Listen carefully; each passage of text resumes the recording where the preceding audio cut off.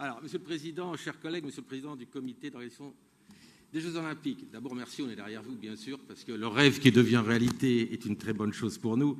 Mais au-delà de ça, j'ai une question qu'on a dû vous poser des milliers et des milliers de fois, mais je vais quand même vous la poser aujourd'hui. Je vais la poser au nom des 253 000 licenciés, au nom des 4 362 clubs. En fait, je vais vous la poser au nom du karaté. À Tokyo, il y avait 5 sports additionnels.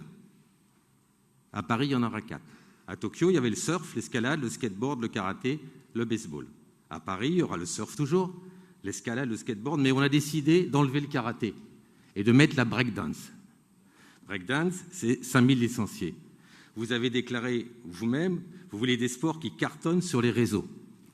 Vous savez, les 253 000 licenciés, et je l'ai été dans ma jeunesse dans le karaté, auraient voulu aussi voir le karaté. Surtout, je veux préciser une chose, nous avons fini 8e en termes de médailles, avec une médaille de moins, celle de M. Dacosta dans l'or, nous aurions été 9e derrière l'Allemagne.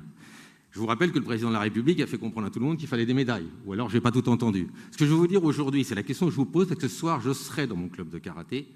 Je veux votre réponse sur le fait pourquoi n'avoir pas mis 5 sports additionnels, si c'est une raison financière, la première question. Et deuxième, avez-vous défendu, oui ou non, la place du karaté dans les Jeux Olympiques de Paris? Merci beaucoup pour vos réponses. Merci. La question du karaté, non, ce n'est pas un choix financier qui a guidé le choix des sports additionnels. Peut-être 2 mots d'abord pour rappeler un peu la procédure. Le Comité international olympique, qui est le responsable du programme sportif des Jeux, c'est son événement, c'est lui qui fixe les règles du jeu, justement, a confié, lors de l'attribution des Jeux à Paris 2024, l'obligation d'organiser 28 sports sur la partie olympique.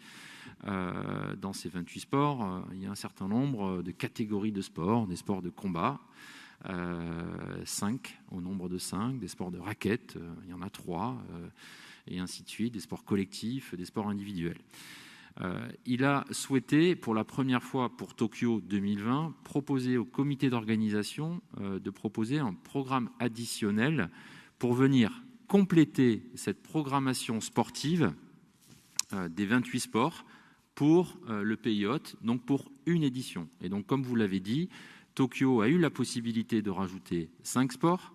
Nous n'avions la possibilité que d'en rajouter 4, puisque le CIO a fixé des règles aussi de sobriété en 2014 et cet agenda 2020 du CIO pour essayer de limiter un peu les impacts des Jeux et donc a réduit la voilure. Et donc, nous aurons que 4 sports et la moitié moins d'athlètes autorisés en plus que ce qu'il y aura à Tokyo.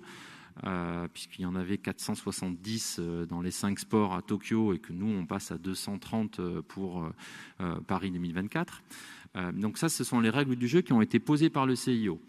Nous avons donc lancé notre appel à candidature pour choisir nos 4 sports en 2018. Nous avons reçu 19 fédérations internationales qui étaient intéressées pour entrer au programme des Jeux de Paris 2024 pour une édition. Et les 5 sports qui avaient été retenus pour Tokyo savaient qu'ils devaient recandidater et qu'il n'y avait aucune garantie qu'ils soient à nouveau présents au programme de Paris 2024.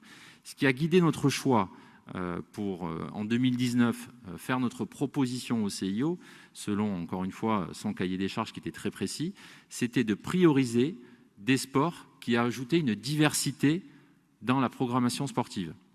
Comme je vous le disais, la magie et la force de cet événement, c'est qu'en 2 semaines de compétition, on voit des sports complètement différents et complètement complémentaires, entre guillemets, parce qu'on s'adresse un peu à toutes les communautés.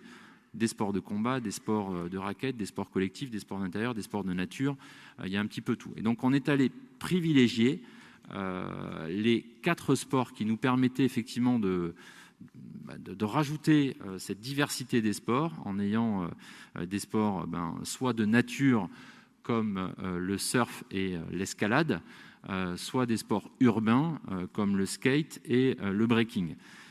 Voilà. Et donc le karaté ou le squash ou d'autres sports qui faisaient partie des 19 sports qui ont candidaté ne cochaient moins bien cette particularité parce que la communauté des sports de combat étaient déjà représentés avec déjà 5 sports au programme des Jeux. Et donc c'est ça qui a guidé notre choix. Nous avions un timing qui était imposé par le CIO en 2019 pour laisser aux 206 pays qui participeront à nos Jeux d'avoir 5 ans pour se préparer et préparer les athlètes de ces sports identifiés. Et à tout moment, nous savions que les Jeux de Tokyo n'auraient pas d'impact puisqu'ils auraient lieu après le choix de Paris 2024. Et donc, il n'était pas possible, même si nous avons essayé, puisque ça c'était votre deuxième question, ce qu'il était possible, parce que nous avons essayé de contacter le CIO pour voir si nous pouvions rajouter un 5e sport, et le CIO n'a pas souhaité réouvrir la procédure, parce que de nouveau, il aurait fallu refaire un appel à candidature, et de toute manière, les règles du jeu avaient été fixées. La difficulté de notre projet, c'est que nous devons régulièrement franchir des étapes, fermer des dossiers et avancer.